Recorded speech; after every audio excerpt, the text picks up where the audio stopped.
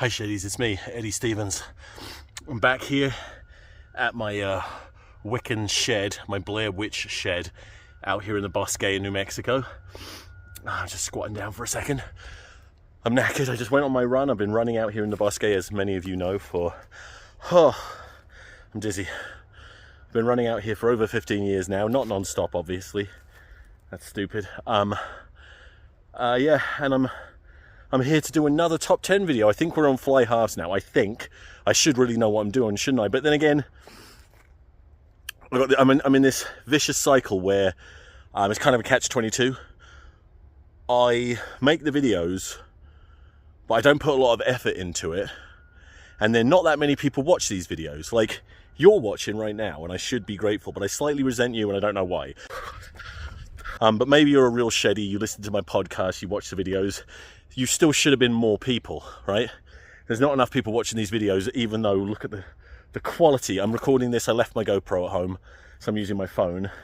Sound quality probably isn't that great, but I still stand by my statement that I have the best podcast in the world, not just rugby, just podcast in general. And probably the best YouTube channel once I get going. But yeah, because, you know, I don't put a lot of effort into it, but then I make the video, I release it, and there's not many people watching it, so that demotivates me and makes me think, why should I bother? So I put less effort in, and then people dislike it probably even more. You know, I should probably try. I'll start starting now. Make sure you hit that like button and subscribe.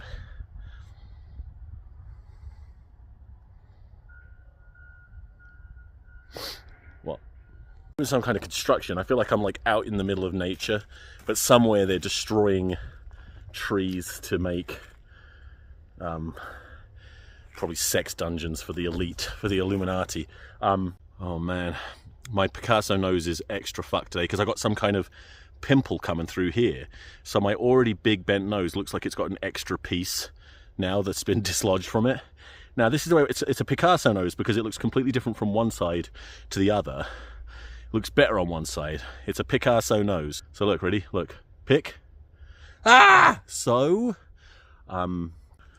English top 10 fly halves today. If you've never seen one of my top 10 videos before, know that they are official. Once I name the top 10, that's set in stone, even if I forget important people, which I frequently do. Also, I start at number 1. Because typically, number 1 isn't that exciting because we already know, we mostly agree. And if you don't agree with my number 1, you can get fucked. And then what I do is, as I go down the list, I'm imagining that the players I've already named are unavailable. So it's not just a case of who's the next up-and-comer, and you know, you want to keep an eye on them. It's who could fit into an England shirt today if players X, Y, and Z were unavailable. So number 1, super easy, it's Marcus Smith. How could it not be? If you, at this stage, if you don't think Marcus Smith is England's first choice number 10, you either have some kind of bizarre Harlequins hatred, which is a thing. Some people really hate Quins. Or you've got some kind of issue with angry Filipino boys. That sounded sexual, didn't it? But it's not. Is he from the Philippines? Or is it somewhere else? I'm always in danger of saying something that sounds racist, and all I'm trying to do is speak the truth, right? I just listened back to that little clip, and fuck. Angry Filipino boy actually didn't sound sexual at all, you know, and also didn't sound racist. So I wish you'd stop spreading these allegations, accusing me of shit that's clearly not true. Number 2. You might not agree on. This is where it immediately gets a little bit tricky, but to me it's firmly Finn Smith. He's already, I've talked about this on the podcast recently. Check out my podcast, Rugby Rant Banter.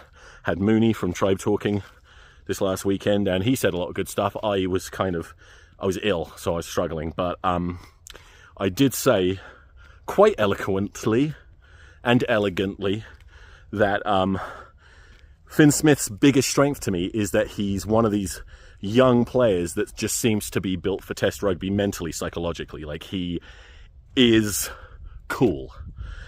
And so we had a situation where George Ford's on the bench for England, and I'd rather see Finn Smith, because Finn Smith can come on and do basically the same thing, but he has, to be perfectly honest, he's played a lot more rugby recently, and it's close, but for me, you got to back Finn Smith at this point at number 2. Number 3, it would be, I just realised how incredibly difficult this list is going to be, because I'm making it up as I go along. Sometimes I write them down, but I haven't with this, and without Owen Farrell being available, there's not a lot of fly halves. It has to be George Ford. George Ford's a world-class fly half. I don't think he's shit by any means, but I have said multiple times, when he gets selected for England, I find it a bit depressing and a bit regressive. I don't like it, and I could explain it, but I can't be bothered. My shoulder hurts. Hang on. This list is basically impossible. I'm not going to be able to, there's no way I can do 10, because once you get past these 3, there's nobody that puts their hand up. Like, and you know, arguably that's not a bad thing. You really only need 3 players sort of competing for the 10 shirt for England.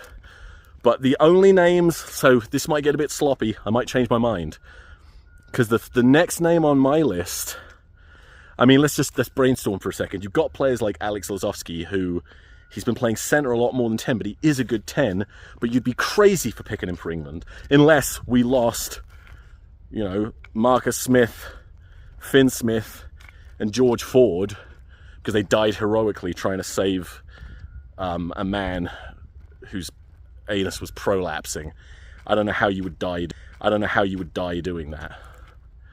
I could come up with a story, but it's really not worth it. Oh, fuck, hang on a second. Okay, sorry, I'm going to figure this out. Yeah, you got players like Alex Lazowski, you got old veterans, you got people like Alex Good, who, let's be honest, in an emergency, if he came in and had to play 10 for England in a World Cup final, I mean, it would be an absolute nightmare, but at the same time, I could totally see him just being the hero and getting a job done, kind of in a Stephen Donald for the All Blacks way. Although this is a much bigger long shot. It wouldn't be him at 4th place. There's also like some up and coming fly halves that I'm a big fan of, and I'm on the record for loving Charlie Atkinson. Charlie Atkinson, if Wasps hadn't died at my Scheider's hands, I'm not going to explain that. If you don't know, you need to listen to the podcast. You need to listen to multiple years of podcasting, probably. But if Wasp still existed, I have a feeling he would already be pushing for an England shirt. I think he's that good, and nobody agrees with me, but I am a low-functioning genius. And in this case, I'm functioning quite highly. I have my moments. Trust me. And so, you know what? That's mental. How can you put Charlie Atkinson even at 4th choice for England? That doesn't make sense. Let me think a bit more. Max Malins was a fly half, wasn't he, for a while? Can still play fly half. You've got, what's his face? Who's the guy that was at Worcester for ages? Utility back. Quite a handy one. Plays for Leicester now. I believe he's in the England A squad, and I can't even remember his fucking name. This is a nightmare. Why am I even making this video? It was Shilcock I was trying to remember. You know what? I'll do as many as I can. I doubt I can even get 10. This is going to be an abject failure, this list.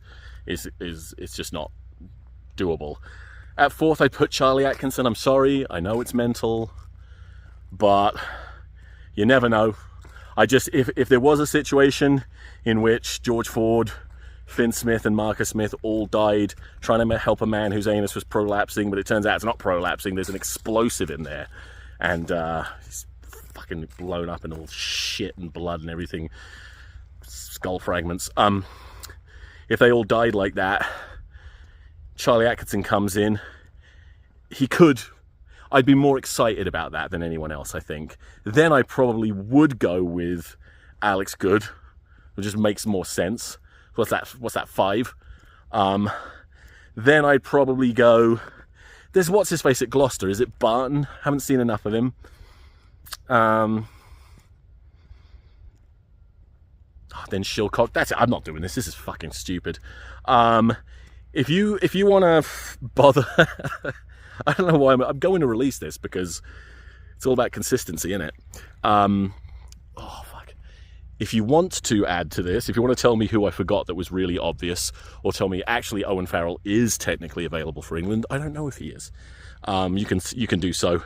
I will just say Marcus Smith at 1 is such a no-brainer for me. He's typically England's best player every time he gets the ball, although you could argue he does too much, which seems insane, but it's not like the back line is really being set alight, is it? So you could argue that maybe someone like George Ford might get more out of his outside backs. I doubt it.